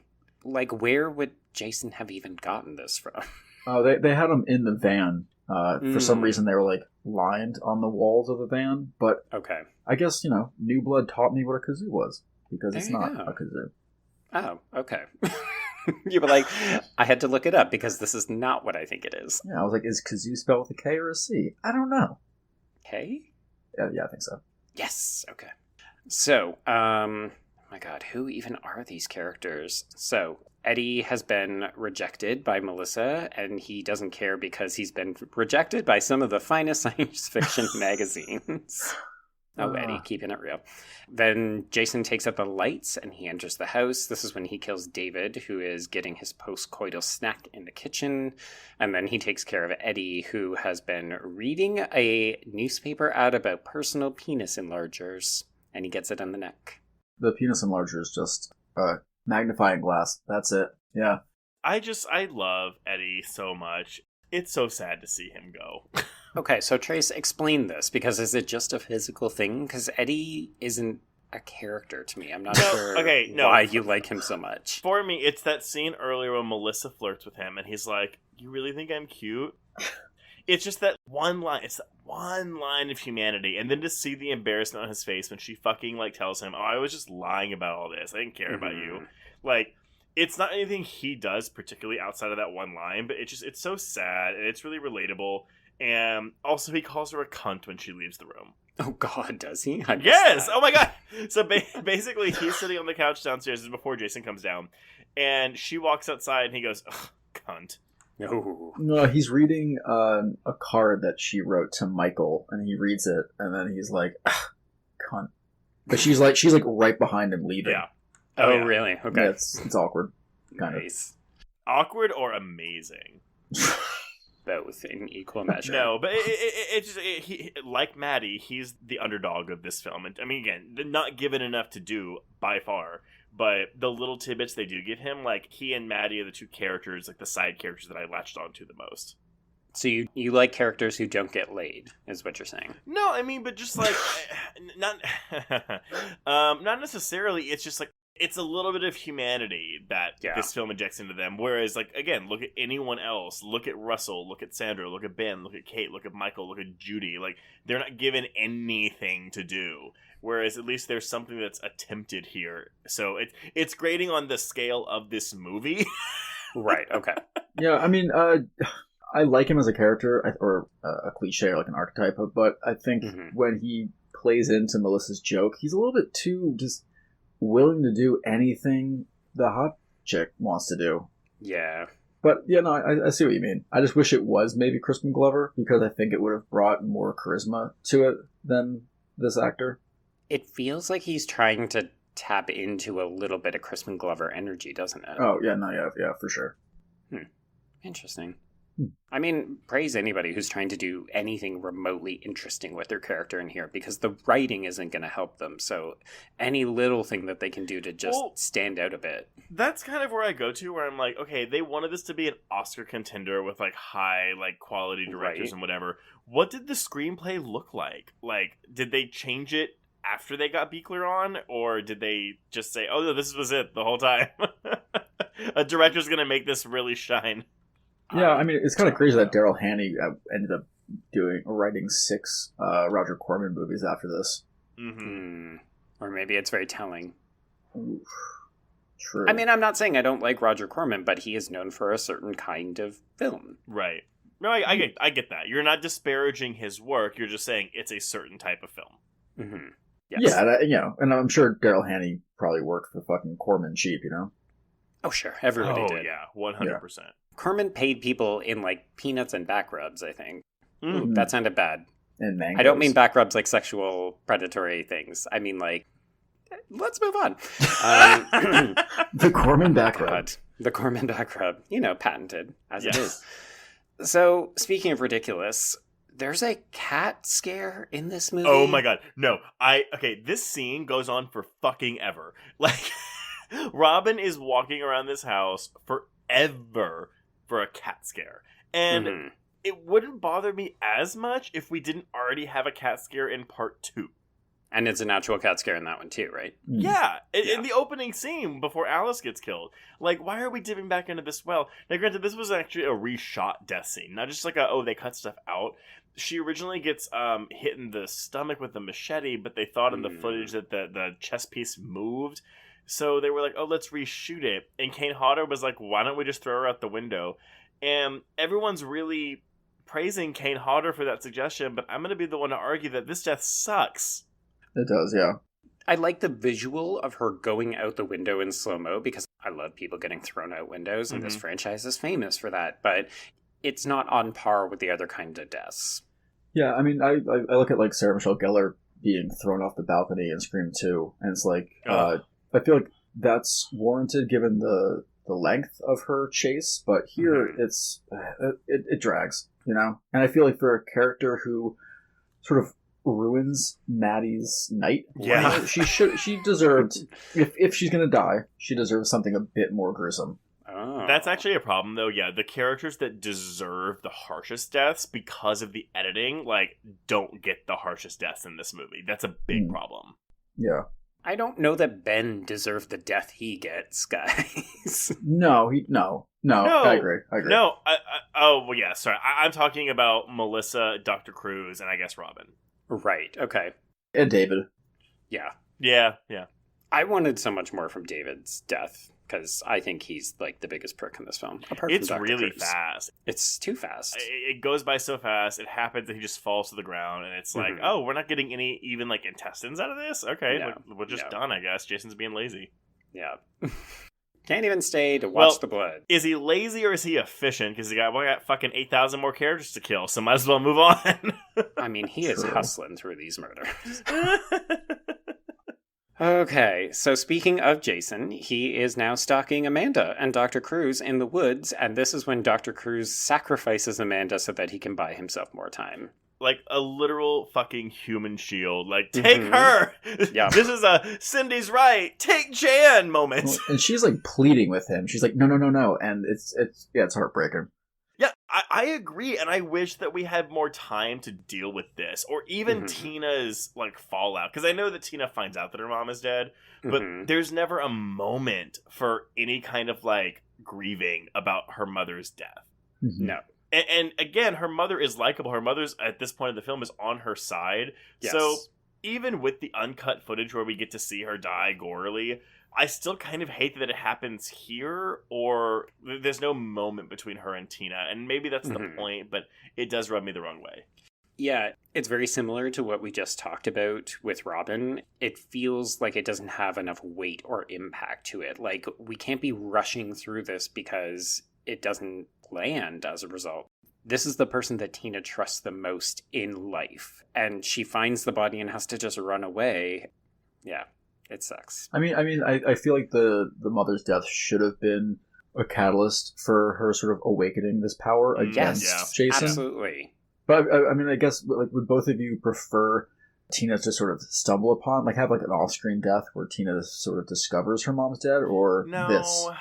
Oh, I actually really like this because I think it tells us a lot about Dr. Cruz. We knew he was bad, but I didn't realize he was willing to sacrifice people he's like, bad. He's pathetic, you know? The thing with this, too, is, like, he didn't have to use her as a human shield. They could have just kept running. They had plenty of time.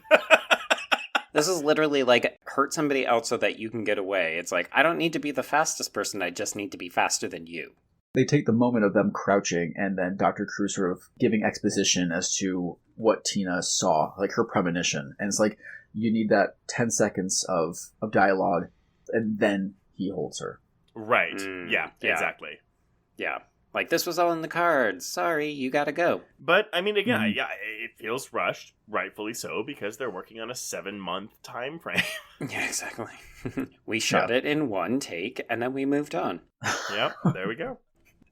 Okay, so Nick discovers that the party is ruined, and the party is done. The party is ruined. I'm just imagining he walks in, finds all these corpses. It's not a party anymore. Just picks up a bottle of beer, turns around and walks out. Okay, so he goes to Tina's cottage. I just have in my notes here, the score is off the hook. Do either one of you remember the score? For Tina's theme, right? I think so. So Harry Manfredini obviously does the score for the movie, but they brought in Fred Mullen to do some other stuff, and he is the contributor of Tina's theme, and it's awesome. I agree with you. Okay, cool. I mean, I can't tell you anything about it. It's just that I noticed it enough to pay attention this time. Well, if you remember, insert a clip of it here. God, okay. Okay, this episode isn't already 2 hours long. We'll see.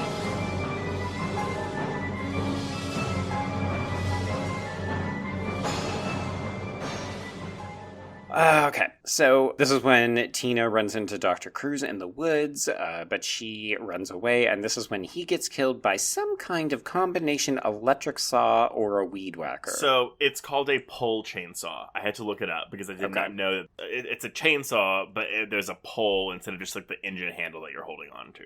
Well, like the machete he's using is also like this long handle, but it's like still just the machete. Yeah. And this is one, too, where the uncut death shows more, like, gut spewing. And this is the death that really needed to be the goriest, and it really sucks that we have what we have with it. Yeah. This guy deserved the brightest, the biggest mutilation. Okay, but here is the thing. Do we actually want to see Jason deliver this, and not Tina? Yeah, you brought this up, Joe, and I think you are correct. I want to see Tina, like, explode this man. Yeah, I want to see her hellraiser this guy into oblivion. They might have felt like that was copying the Fury a bit too much, because, spoiler alert, for anyone who hasn't seen that, the end is explosive. John Cassavetes exploding. Okay. Interesting. Yeah, I hadn't thought of that, but it just does seem weird that we don't get any kind of closure with the way that Tina feels about Dr. Cruz because she has to deal with this inhuman villain instead. Yeah, no, I would have preferred a showdown between them. I mean, it would have been a showdown, really, but... Here's the weird thing, and y'all might call me crazy, but let's say you can remake any of these Friday movies, like, just one. Like, we're not going to pull the actual remake where they take the first 4 movies and put them in one, which I still think is good, but you remake any of these movies because, there was a missed opportunity here, let's make it better.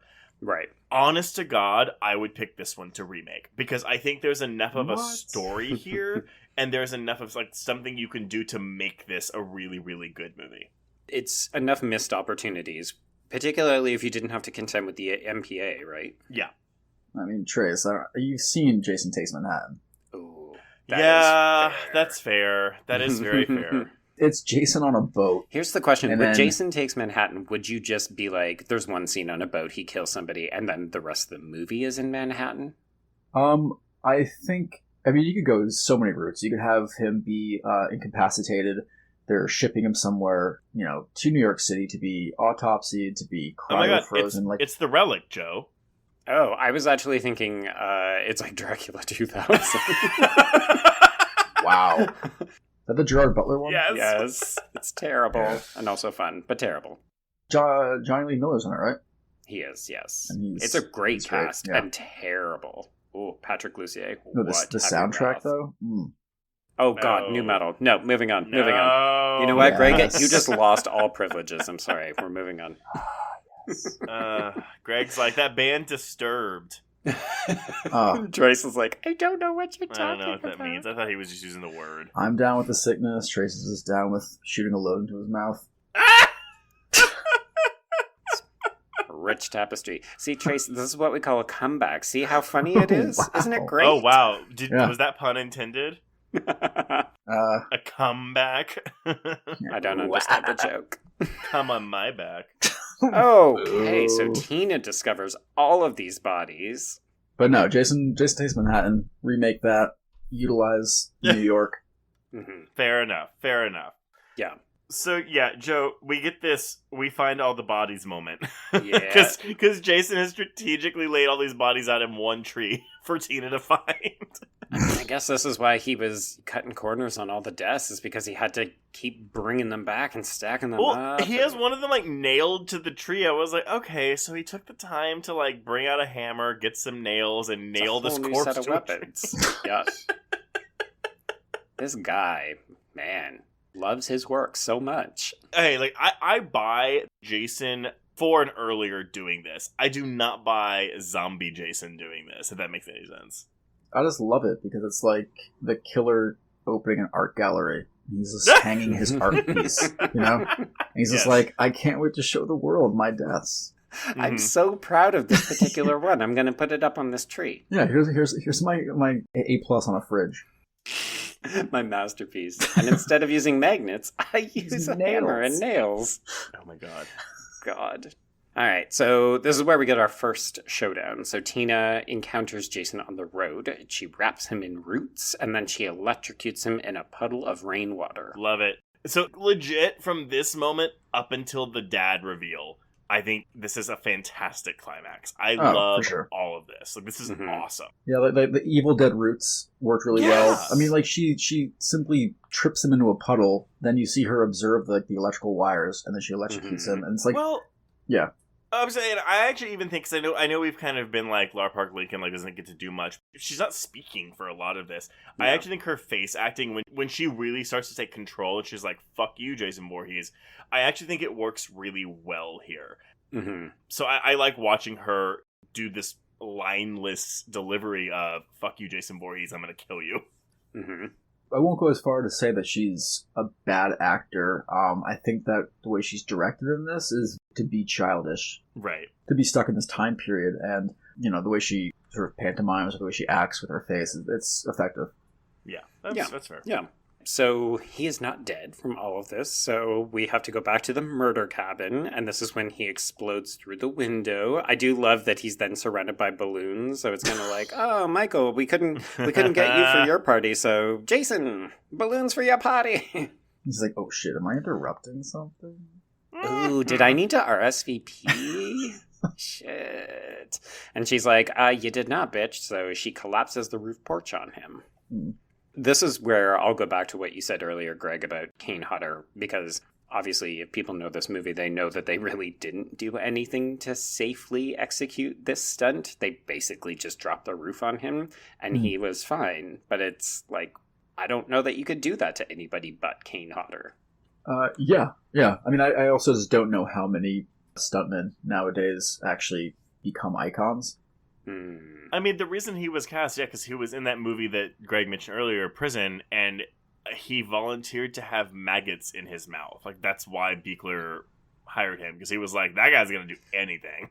This guy's game for anything, which is, like, not up to union code, but sure. Yeah. Just like, maybe safely execute your stunts. Who are you, Michael Bay? Oof. No? Too soon? that video's crazy. See, I always think about that South Park Imagination Line joke when they bring in Michael Bay for ideas, and he's like, and then yeah. More or less. Those are special effects, not ideas. I don't understand the difference. I know you don't. Get him out of here. Michael Bay. Oh, God, Michael Bay. All right, so we got one person left to take care of it, and that is Melissa. So she finds Nick and Tina hiding out in the house, and she tells them, you people give me the creeps. And then she gets axed in the face and tossed over the TV like a rag doll.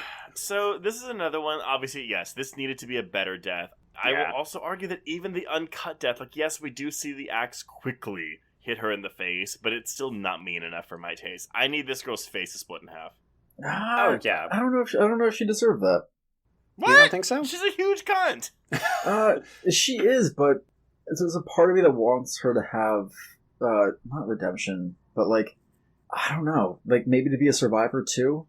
No, I think if we can get a scene of her like not even reconciling with Tina, but just being like, "Oh shit, I'm sorry." Oh shit, you were right all along. Yeah. It feels hollow because it's like, okay, she's still a huge bitch. She walks out the door and is immediately killed. Like, she gets a split-second realization of like, oh shit, they were right.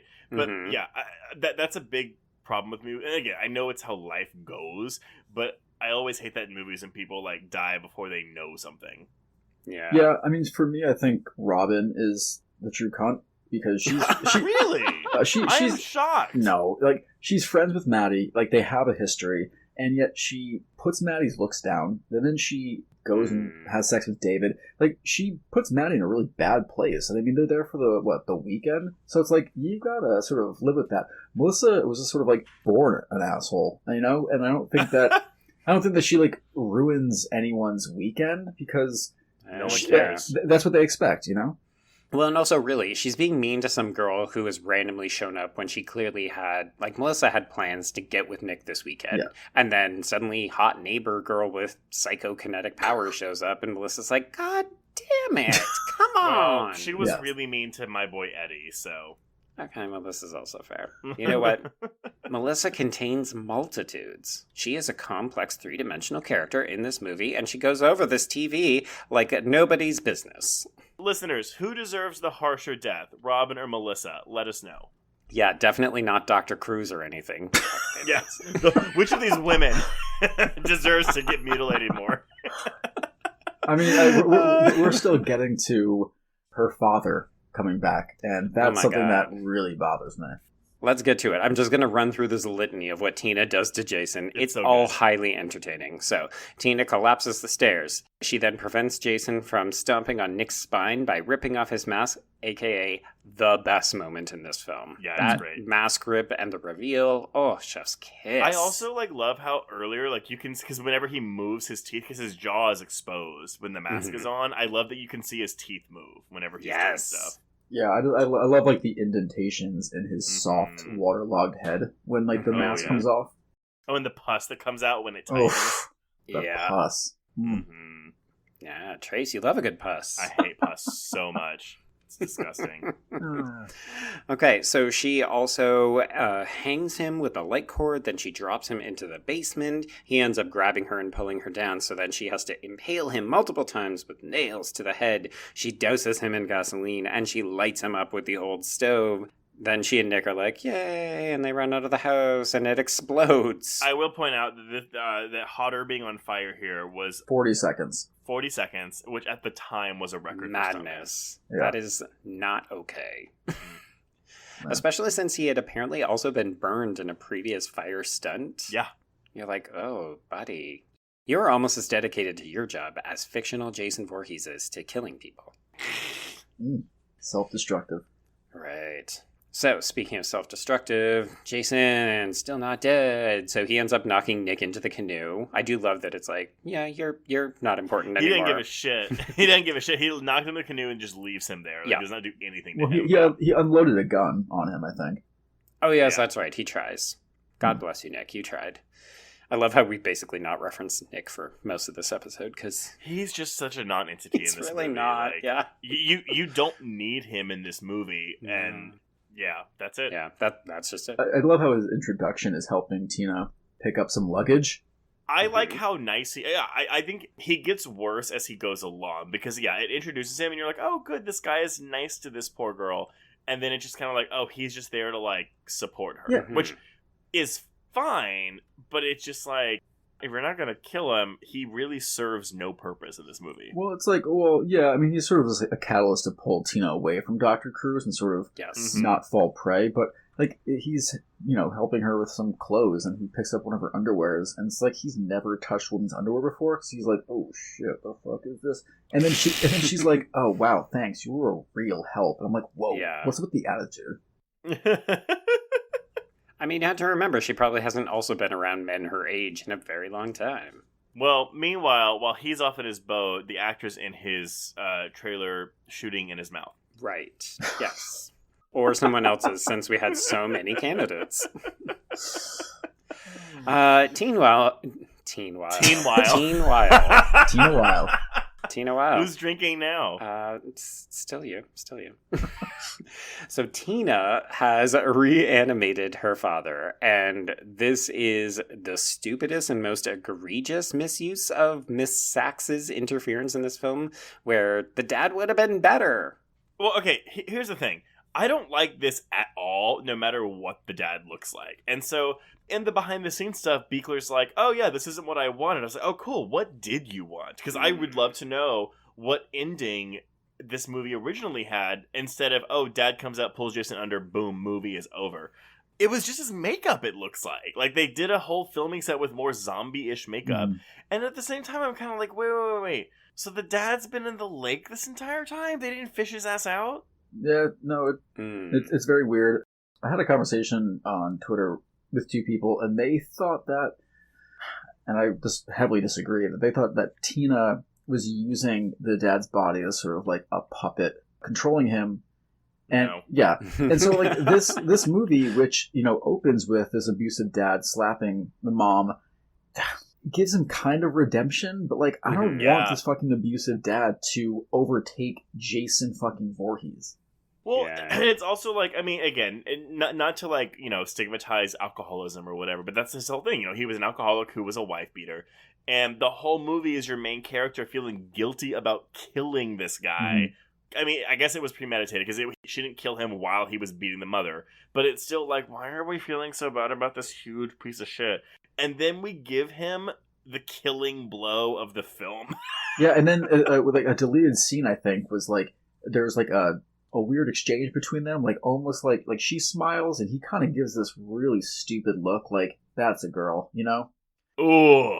And then like I think there was an interview with the actor who plays Mr. Shepard, and this is a quote: "You have 2 zombies in Crystal Lake. One bad zombie, Jason, and one good, Mr. Shepard." And I was like, no, you are not the good zombie. Oh dear.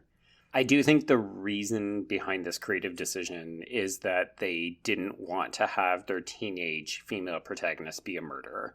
She spends the entire movie repenting for inadvertently killing someone, so I don't think they want to have her then actively kill anybody, because I think that's why she doesn't do anything to Dr. Cruz, and I think that's why Dad has to step in to save her here. And that's why it needs a remake in 2021. Yeah, because you could just let women fucking kill people, because that's okay. Let women kill. Let women kill. They do it all the time. It's fine.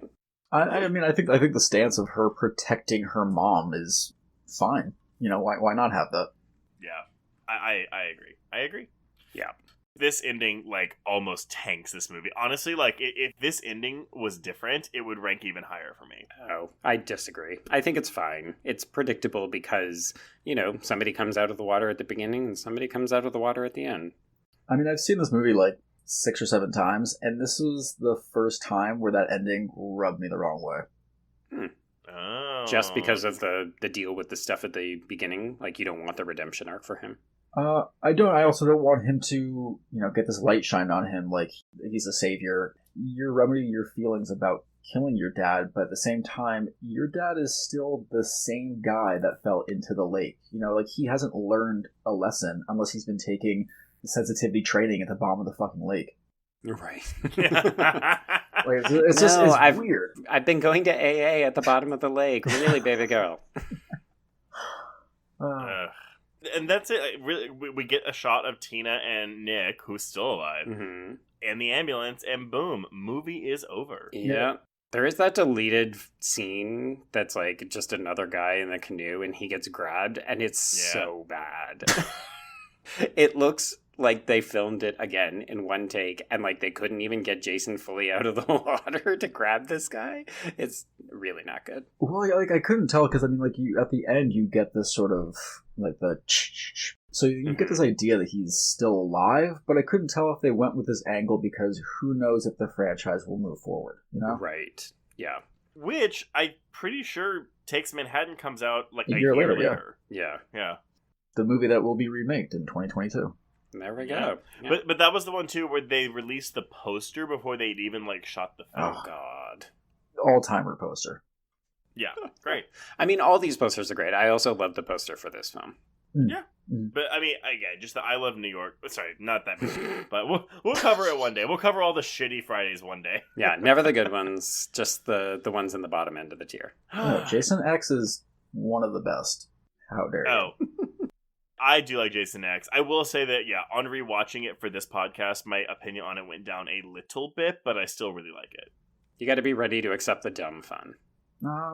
Were you high, Trace?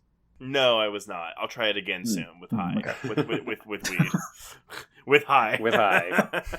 Oh my God. Anyway, so lasting or final thoughts on The New Blood, everyone. What are your thoughts? I mean, I always have like a sort of a rotating favorites. Like part 3 always sort of rotates around. I appreciate it sort of the more I see it. But this is usually in a top 4 because I love Jason X Part 2, and then most recently in the past like 2 years, I think Jason Lives has moved into the top 3. So I would say that this rests at 4. I just think that as stupid as it is, you're looking at the cuts, you have Beekler saying that horror is pretty much like telling a good joke. It's a build-up and a punchline. My punchlines were all removed by the MPAA. But I guess when I watch it, having seen the cuts, you can see where it's going, and like it does take away from it, but at the same time, you use your imagination.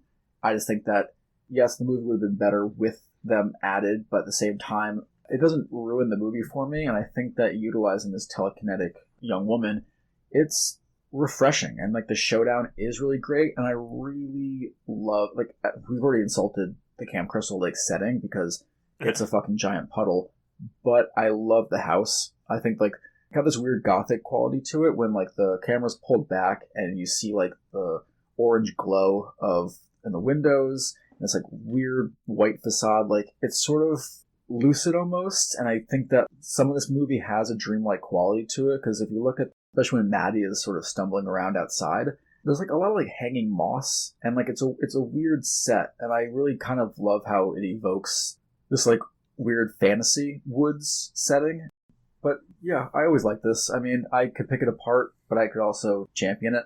Yeah, I think that's totally fair.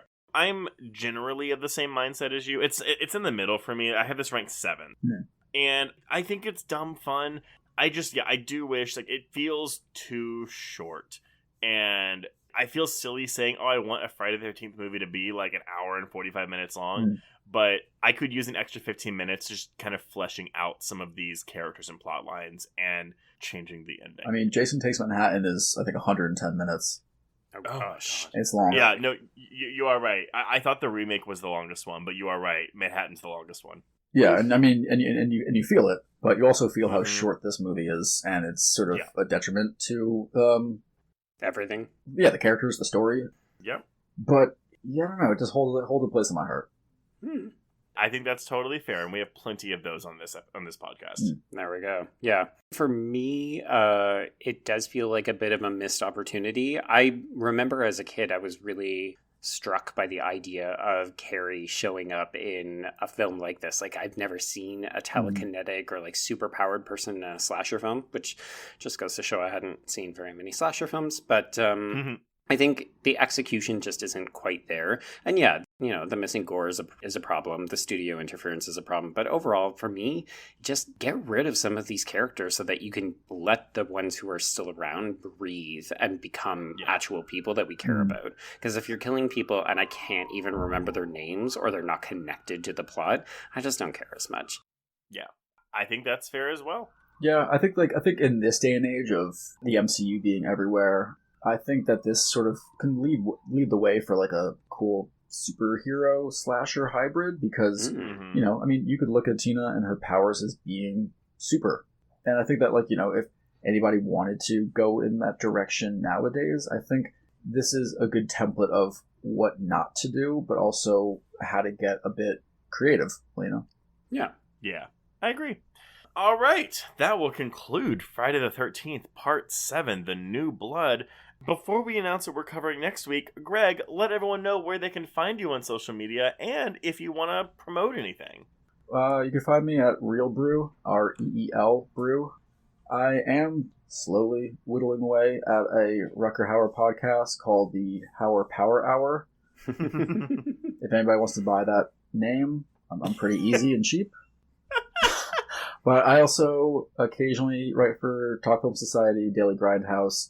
But yeah, that's where you can find me. All right. Well, thank you for coming on. It's obviously, oh my God, it's been a pleasure. Obviously. Yeah, no, it was a lot of fun. Yeah, I look forward to talking about more cum eating in future chats.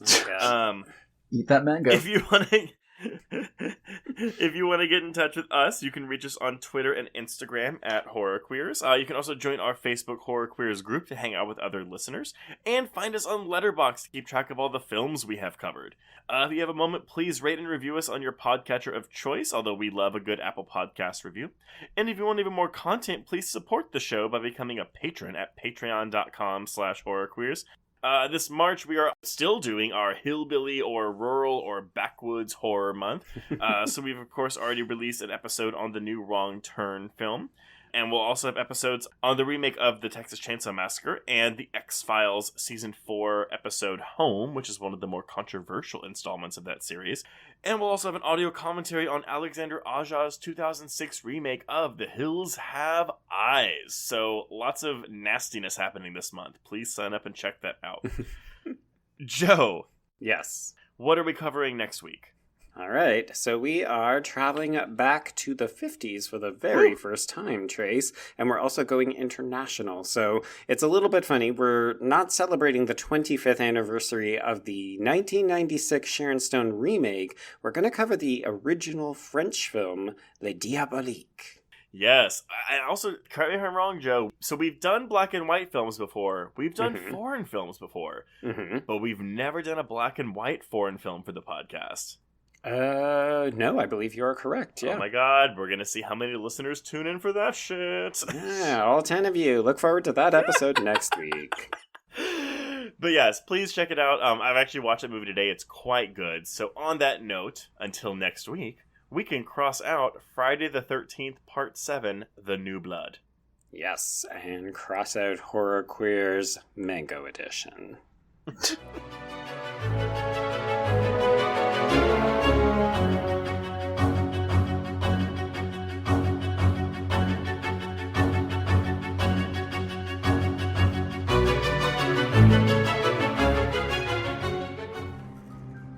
You've made it to the end of another Bloody Disgusting podcast.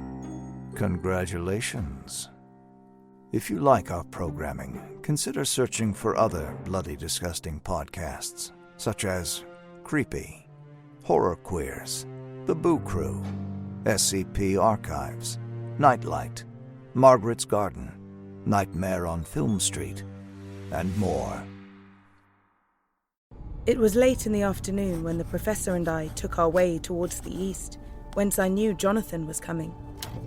Jonathan Harker has asked me to note this, as he says he is hardly equal to the task, and he wants an exact record kept. Dear Madam Mina, I have read your husband's so wonderful diary. Strange and terrible as it is true. I will pledge my life on it. God preserve my sanity, for to this I am reduced. Safety and the assurance of safety are things of the past.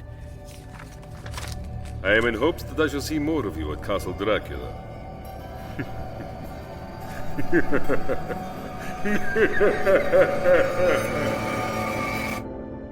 Listen to Regarding Dracula wherever you listen to podcasts, or find us online at bloody.fm.